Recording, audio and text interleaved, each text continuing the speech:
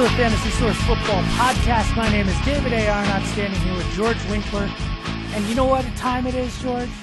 Playoffs? Yes, it's the playoffs time. Fantasy football playoffs in most leagues. Most leagues. We're not going to say 100% of leagues, but most leagues start this weekend.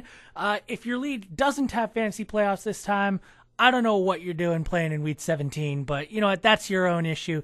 We're going to be doing a show today talking about the playoffs. And specifically, what those managers in the playoffs who may have some questions, may have some choices to make, what they can be looking at right now. So, first of all, George, the quarterback situation, we all know that there are going to be some interesting playoff decisions to be made in the next 3 weeks, especially as some quarterbacks sit, as some players sit, as some players have particularly good schedules. It becomes that much more important to fantasy managers. So who are you looking at as having particularly good setups and particularly bad setups going into the next few weeks? Well, starting with the quarterbacks, like you said, I like Matthew Stafford of the Detroit Lions, and we've had a lot of bad press about the Lions recently, centered around Ndamukong Suh and, their discipline problems. But Stafford, on the other hand, has looked very good in the Saints game. He threw for over 400 yards. His finger doesn't seem to be a problem anymore, and he's got Minnesota, Oakland, and San Diego on deck for weeks 14 through 16. So if you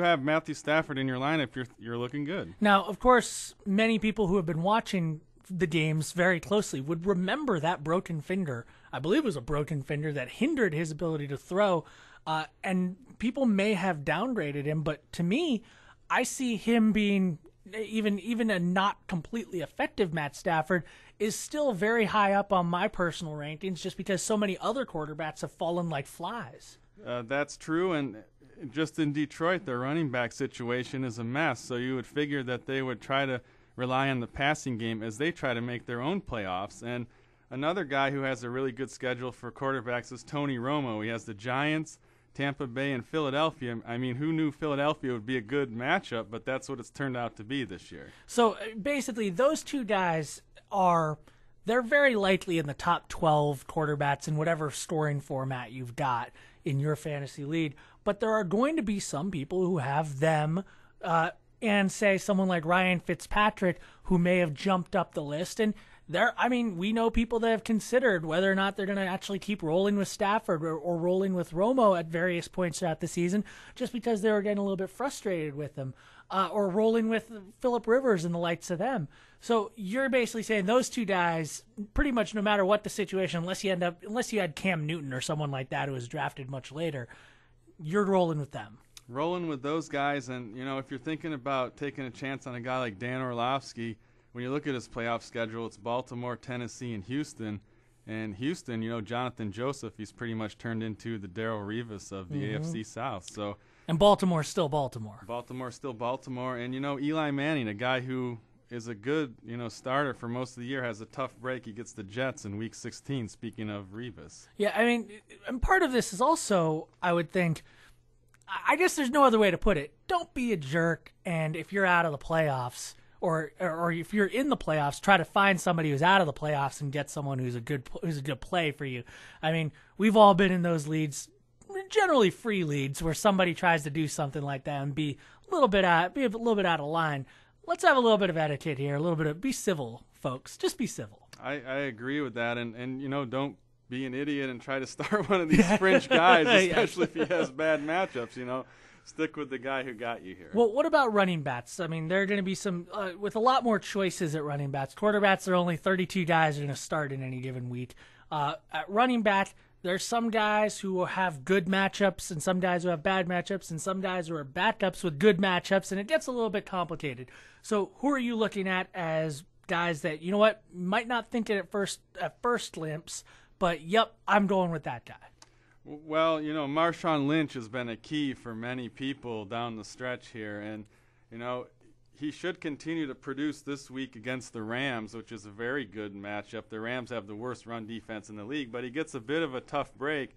Week 16, San Francisco 49ers, the best run defense in the league. So people with Lynch, you got to worry about Week 16 when you get there, but that is kind of a legitimate worry when you're facing the number one run defense. Well, if you got there, you got there, right? I mean, you're in your fantasy Super Bowl. I mean, if you got there, you probably have the depth to compensate for a Lynch in a matchup like that. But, Arian Foster, a guy that, got off to a slow start with an injury, but if you somehow battled through, made it to the playoffs with him, Cincinnati this week's a tough one, but then he has Carolina and Indianapolis. I mean, geez, that's a monster. That's a monster playoff schedule, and he's one of the top 2 or 3 running backs in the game right now. I mean, if you've made it to the playoffs, you're sitting pretty.